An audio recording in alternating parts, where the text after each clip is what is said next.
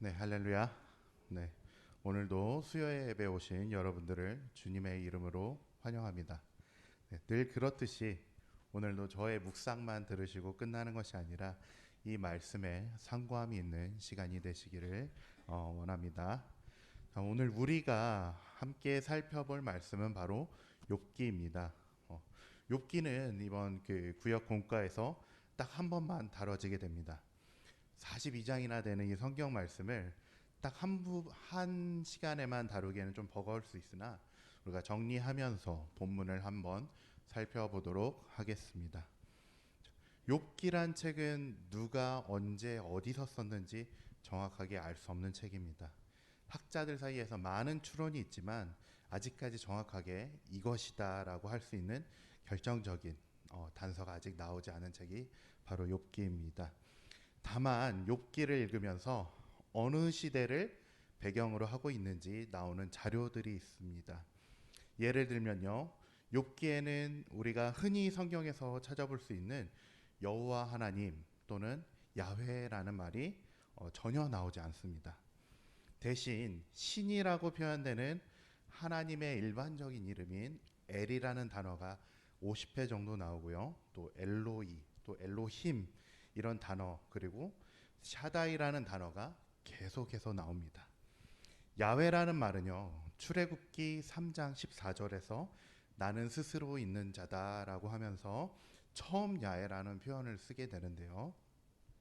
이것을 보았을 때 욥기는 출애굽기 3장 14절 이전이 배경이라고 할 수 있을 것입니다.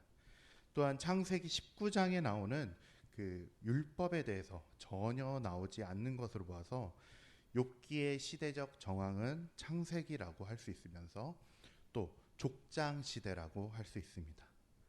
족장의 시대에는 가축이 얼마나 많은지 또 종이 얼마나 많은지에 대해서 그것을 가지고 이 사람이 부하다 안 부하다를 이야기하는데, 이것이 언급되는 욥기는 족장의 시대를 배경으로 하고 있음을 우리가 알 수 있습니다. 그래서 욥기에 맨 처음에 이렇게 나오죠. 가축의 숫자가 언급되고 또 종이 많았더라. 이런 식으로 언급되는 이유가 바로 그것입니다. 한마디로 욥기는 옛날 옛적에 어느 마을에서 이렇게 시작한다고 생각하시면 될 것입니다. 그러니까 옛날 옛적에 우수에 살고 있는 욥의 이야기입니다. 이런 것입니다. 그 옛날 옛적이라고 하면은 보통 신화나 또는 전설로 생각할 수 있는데요. 이 욥기의 배경이 족장 시대라고 하는 것은요, 이것이 꾸며낸 이야기이거나 뭐 이렇게 설화가 아니라 인류의 근원적인 경험에서부터 시작되는 그것에 맞닿아 있다는 얘기입니다. 그 말이 무엇이냐면은 우리가 사람의 경험이 시작되는 곳에서부터 욥기의 이야기가 시작되는 건데요. 우리는 욥기의 주제를 고난과 인내함이라고 흔히 알고들 있습니다. 왜냐하면 욥기에는 고난에 대해서 대부분 이야기하고 있기 때문이죠. 그래서 예전에는 욥기 1장과 42장만을 가지고서 고난이 올 때 욥이 그랬던 것처럼 하나님께 믿음의 모습을 보였기 때문에 두 배의 축복을 받았다, 갑절의 축복을 받았다, 이런 식으로 많이 설교를 하기도 했습니다. 자, 고난의 문제는 아주 옛날 옛적부터 시작됐다는 것입니다. 고난의 문제는 우리 인간들에게 누구에게만 경험되는 그런 선별적인 문제가 아니라는 것입니다. 살면서 수십 번 마주하는 것이 바로 고난 아니겠습니까? 저도 40년을 살지 않았지만 엄청 많은 고난의 세월이 있었을 것이고, 또 여기 앉아 계시는 우리 성도님들도 많은 고난의 세월을 보내셨을 것이라고 생각됩니다. 고난의 문제는요, 우리가 사람으로 살고 있는 한, 피조물로 살고 있는 한 우리에게서 절대적으로 떼어낼 수 없는, 또는 벗어날 수 없는, 도망할 수 없는 인간의 삶에 숙명적으로 마주하고 있는 것이 바로 고난입니다. 욥기의 시작은요, 그러한 면에서 우리 인간 모두에게 우리가 숨쉬듯이 자연스럽게 당연한 것처럼 인류가 시작될 때부터 고난의 문제를 이야기하고 있는 것이 바로 욥기입니다. 고난은 우리 인간이 누구도 피해갈 수 없는 문제입니다. 고난은 우리가 한평생 살아가야 할 동반인 동시에 한편으로는 이 세상에 고난이 왜 존재하는지, 또 이게 어디서부터 오는 것인지, 이 고난이 언제쯤 끝날 것인지, 언제까지 우리가 이 고난 앞에서 힘들어하고 참고 견뎌내야 하는지, 언제 끝나는지에 대해서 우리가 알고 싶어하고 또 힘들어할 때가 정말 많이 있습니다. 때로는 하나님 도대체 어디 계십니까? 하나님 전능하고 선하신데 제 아픔 좀 제발 해결해 주십시오. 고난이 왜 나를 괴롭히게 두십니까? 고난을 생각하면 얼마나 힘든지 모르겠습니다. 이 하나의 답변을 하면요, 고난에 대한 답변을 하면 또 다른 것에 걸리는 것이 바로 또 고난입니다. 그래서 이 고난의 문제를 잘 설명할 수 있는 사람이 있다라면, 우리에게 그 고난의 답을 정확하게 알려주는 사람이 있다라면 그 사람은 정말 지혜로운 사람일 것이고, 제가 볼 때는 그것만 답해줘도 그 사람은 종교를 하나 세울 수 있을 정도의 사람일 것입니다. 한 의인이, 욥이 하나님과의 만남으로 안정된 축복으로 시작하는 것이 바로 욥기입니다. 근데 고통이 다가오고 그 다음에 깨달음으로 돌아가는 인생의 다큐멘터리가 바로 욥기서입니다. 그렇기 때문에 우리는 그 욥기 42장을 보면서 욥의 인생을 보면서 하나님의 섭리 또한 동시에 우리가 살펴볼 수가 있습니다. 욥기의 구성을 보면요, 욥기는 1장에서 3장이 서론이고요, 그리고 4장부터 41장까지가 본론이 됩니다. 그리고 42장이 결론이 됩니다.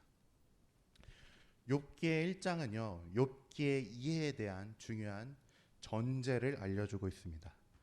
욥이라는 사람은 그가 받는 고난과 형벌에 대해서 아무런 이유를 갖고 있지 않은 사람이었다는 것입니다. 이후에 이어지는 욥의 고난이 그에게 책임이 있다거나 이유가 있다고 말할 수 없다는 이야기를 하고 있는 게 욥기 1장입니다. 욥기 1장 후반부터 욥이 여러 가지 어려움과 고난과 그 재난의 모습을, 그것을 겪는 모습을 보여주는데요. 이런 힘든 과정이 계속 이어져서 42장의 결론이 이어집니다. 욥이 하나님께서 마련하신 그 42장이라는 자리에 가기까지 긴 과정을 거치고 있습니다. 우리 역시도 하나님께서 그 주시려는 그 자리까지 가기 위해서는요, 동일한 과정을 꼭 통과해야 됩니다. 이러한 방법이 바로 하나님의 뜻이고요, 또 하나님이 사용하시는 방법입니다.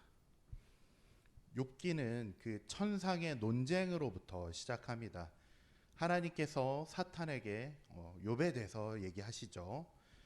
하나님의 말씀을 들은 사탄은 하나님께 이렇게 얘기합니다. 욥이 괜히 잘하겠습니까? 까닭 없이 하나님께 잘하겠습니까? 하나님께서 복 주셔서 잘하는 것이다 라고 욥기가 시작됩니다. 사탄이 말한 그 까닭 없이란 말은 이유 없이라는 말이 되는데요, 욥이 하나님을 섬기는 데에는 그만한 이유가 있기 때문이라고 하는 것입니다. 이것이 바로 사탄의 이해의 한계입니다. 이것이 하나님을 섬기는 때로는 우리의 이해의 한계일 수도 있습니다. 먼저 사탄은요, 조건을 봅니다. 하나님께는 이것이 아무런 조건이 아닙니다, 사실. 근데 사탄에게는요, 이게 조건이 될 만한 것입니다. 사탄의 이해에는요, 범주가 상당히 좁습니다.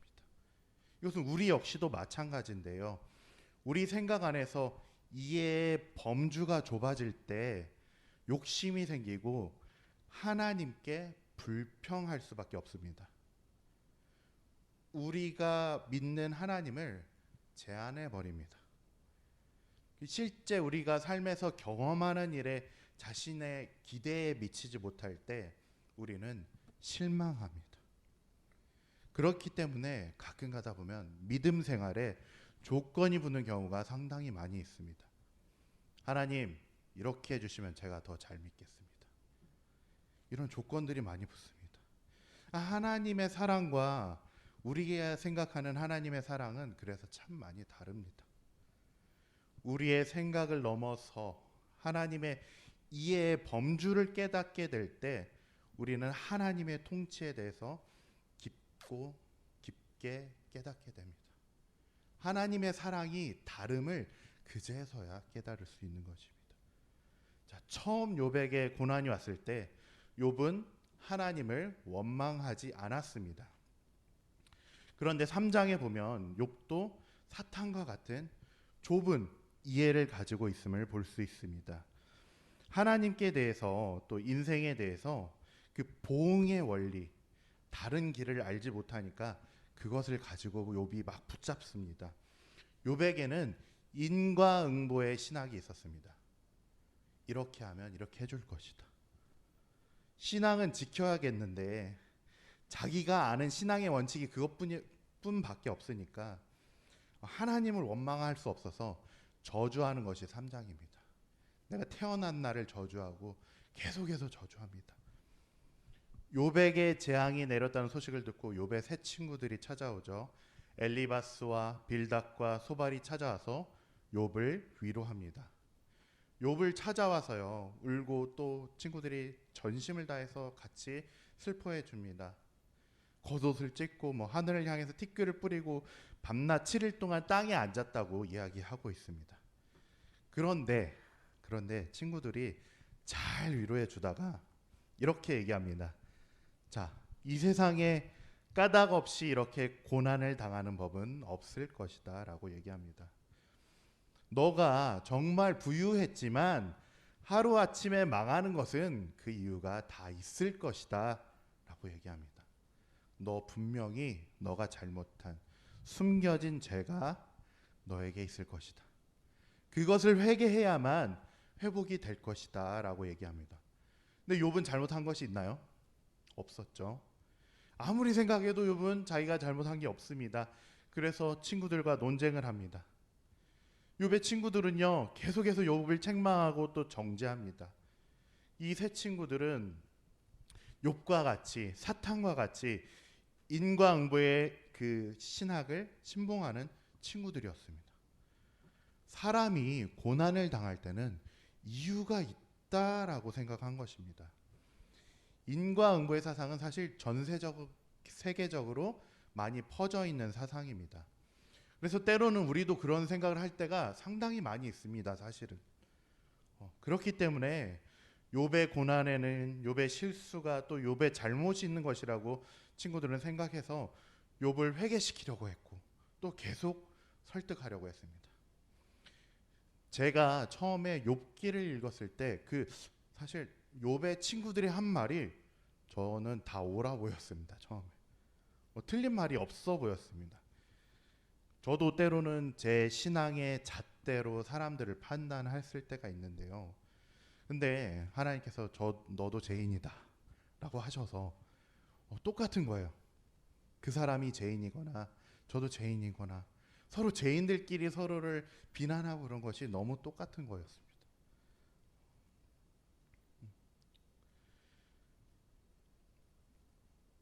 우리 본문 7절을 보면 욥을 정죄한 친구들에게는 나중에 이야기지만 하나님께서 욥이 옳다라고 인정해 주셨습니다. 오히려 새 친구들의 하나님에 대한 인식과 욥에 대한 정죄가 잘못되었다고 얘기하고 있죠. 우리는 너무 우리의 기준으로 근거해서 사람을 판단하는 경우가 너무 많이 있었습니다. 우리의 잣대로 사람을 평가하지 말아야 합니다. 오직 하나님만이 사람에 대한 판단이 옳습니다. 하나님만 정확하게 그 사람에 대해서 볼 수 있습니다. 이런 친구들의 말을 들은 욥은 동의하지 못하고 이 고난을 주신 하나님께 외칩니다. 욥이 조용히 있었던 것이 아닙니다. 욥이 그냥 순종만 하고 있었던 것이 아니라 욥이 외칩니다. 하나님께. 드디어 13장에 보면 욥은 하나님 억울합니다. 제발 대답 좀 해주십시오라고 외치는 모습을 볼 수 있습니다. 욥의 괴로움은요, 하나님께서 말씀해 주시지 않고 숨어 계신 것처럼 여겼기 때문에 답답함에 있는 거죠. 23장 8절 9절에도 보면은 그 답답함이 계속해서 나옵니다. 제가 읽겠습니다. 8절과 9절. 그런데 내가 앞으로 가도 그가 계시지 아니 계시고 뒤로 가도 보이지 아니하며 그가 왼쪽에서 일하시나 내가 만날 수 없고 그가 오른쪽으로 돌이키시나 배울 수 없구나라고 얘기합니다. 똑같이 하나님 어디 계십니까? 우리도 고난이 올 때 이런 심정을 가지신 분이 많으셨을 겁니다. 아마 욥의 심정이 이해 가시지 않을까요? 하나님 내가 아플 때 도대체 어디 계십니까? 내가 힘들 때 도대체 어디 계십니까? 나는 하나님을 정말 믿고 신뢰하면서 살았는데 내가 사는 게 힘들고 또 건강이 안 좋고 사업이 안 되고 자녀들이 아프고 이런 아플 때 당신 어디 계십니까? 도대체 하나님 도대체 어디 계십니까? 이유 좀 알려주십시오 라고 욥이 똑같이 우리와 같이 계속해서 이야기하고 있습니다. 욥의 이러한 반응은 그 고난의 무게도 있었겠지만 이런 고난을 주신 하나님께 대한 실망과 분노가 있었고 대답치 않으시는 하나님 부재에 대해서 감추지 않고 표현된 것입니다. 저도 하나님께 쫑알쫑알거립니다. 하나님 왜 그러십니까? 사람들 많이 없을 때는 혼자 쫑알쫑알 하나님 왜 그러셨어요? 그런데 사람 많으면 속으로도 얘기합니다. 하나님 왜 그러셨어요? 다 그러시지 않으신가요? 저만 그런가요? 제가 대표해서 얘기한 겁니다. 네. 이렇게 화가 나 있던 욥에게 마침내 하나님께서 그 모습을 드러내십니다. 욥의 탄식과 또 새 친구들과의 그런 설전과 또 엘리후라는 사람의 말을 듣고 또 하나님의 말씀을 또 거쳐서 우리 42장의 결론으로 달려가게 됩니다. 욥기에서 되게 특이한 점은요, 뭐냐면 왜 의로운 욥이 고통을 당해야 하는지 그 이유와 목적이 정확하게 나오지 않습니다. 사실은 왜 당했을까요? 그냥 그 하나님께서는 38장에서부터 41장까지의 두 차례의 말씀을 통해서 욥의 그 독단적인 그 마음과 그 성형을 완전히 꺾어 놓으셨습니다. 먼저 욥의 짧은 지혜와 능력으로 하나님의 창조 신비를 헤아리기에는 역부족이라는 사실을 깨닫게 해주셨습니다. 하나님의 창조 법칙 안에서는요, 자신의 인과응보의 그 하나만 있던 그 작은 신학이 얼마나 좁은지 알게 해주셨습니다. 좁은 이해를 범위를요, 하나님께서 이렇게 일하십니다. 계시를 통해서 알려주십니다. 우리 문득 이렇게 깨닫게 되는데요, 하나님이 알려주시는 겁니다. 우리 좁은 그 생각들을 때로는 하나님께서 열어주시는 것을 경험할 때가 우리가 있지 않습니까? 그래서 욥은 그렇게 깨닫게 됩니다. 하나님께 원망을 했던 욥은 첫 번째 답변에서 매우 겸손하게 대답합니다. 40장 4절을 보면요, 비천한 내가 감히 하나님께 무슨 대답을 할 수 있겠습니까? 제가 아무 말도 하지 않고 손으로 입을 막을 뿐이라고 얘기하고 있습니다. 욥은요, 하나님의 권능과 지혜에 비해서 아무것도 아닌 자신의 무능하고 무지한 모습을 그제서야 바라보게 된 겁니다. 하나님께서 알려주심으로. 자, 우리가 겪게 되는 삶의 많은 부분은요, 우리가 통제할 수 없는 그런 영역 밖에 이를 때가 상당히 많이 있죠. 내 맘대로 되는 인생이 어디 있습니까, 사실. 그렇기 때문에 우리가 스스로 인생을 주관할 수 없는 것을 우리는 겸허하게 인정해야 됩니다. 그게 바로 믿음의 출발점이고요, 하나님을 소망하게 되는 첫걸음입니다. 죄가 무엇이죠? 죄는 내 마음대로 사는 게 죄입니다. 내가 할 수 있다고 생각하는 게 죄인데, 하나님께 그 나의 마음을 온전히 맡겨드렸을 때, 그때서야 하나님과 함께 할 수 있는 것이죠. 우리의 삶의 운전대를 주님께 맡겨드려야 그것이 바로 하나님과 동행하는 길일 것입니다. 하나님은요, 그 다음에 혼돈과 허무와 악을 상징하는 괴물 짐승 베헤못과 리워야단도 장악하고 계시다는 사실을 강조하셨습니다. 그래서 욥이 이해하지 못하는 악과 고통과 또 혼란스러운 세계까지 하나님께서는 그 손 안에 있는 것임을 보여주셨습니다. 자, 두 번째 대답에서 욥은 자기로부터 벗어나 하나님께 초점을 맞추면서 보다 적극적으로 하나님의 주권적 자유를 인정하는 동시에 자신의 과오를 뉘우치는 데까지 나아갔습니다. 회개한 것이죠. 하나님의 일은 다르죠. 저희가 봤을 때 어떤 사람의 인생이 짧다 하더라도 한 100년이 지나면 그 사람의 인생이 더욱더 돋보일 때가 있습니다. 그것이 바로 하나님의 일하심입니다. 우리의 인생은 너무 짧거든요. 우리는 바로 앞밖에 보지 못합니다. 자, 욥은요, 하나님의 말씀을 직접 듣기 전까지는 친구들과도 물론이고 하나님께도 불평과 원망을 계속했습니다. 우리가 찾아보았듯이. 자, 그러던 욥이 갑자기 하나님의 뜻에 자신을 일치시켜서 자신의 과오를 고백합니다. 우리 42장 3절 우리 함께 읽어보도록 할까요? 함께 읽겠습니다. 무지한 말로 이치를 가리는 자가 누구니까? 나는 깨닫지도 못한 일을 말하였고 스스로 알 수도 없고 헤아리기도 어려운 일을 말하였나이다. 네, 우리의 고백이 이래야 됩니다.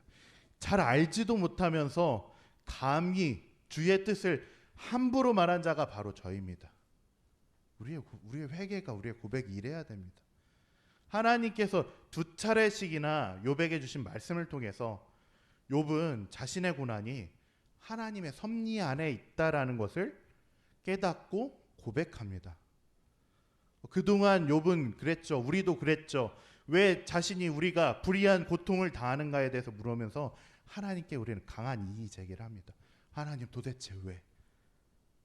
우리의 이성으로는요, 욥의 그 인과응보의 신학으로는요, 자기에게 일어나는 부당한 고통에 대해서 이해할 수 없었습니다. 그렇기 때문에 그 하나님의 계획은 나한테 없을 것이다 라고 단정해버린 것이 바로 욥이고요.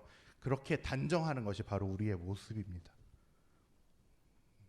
그러던 욥은요, 그 자신이 겪은 부조리한 고통 역시 하나님의 주권적 자유와 창조 섭리 가운데 일어난 일 중에 하나라고 인정했습니다. 하나님의 뜻, 자기가 잘 알지 못하면서 하나님께 도전했다고 하나님께 회개하고 자신의 과오를 뉘우칩니다.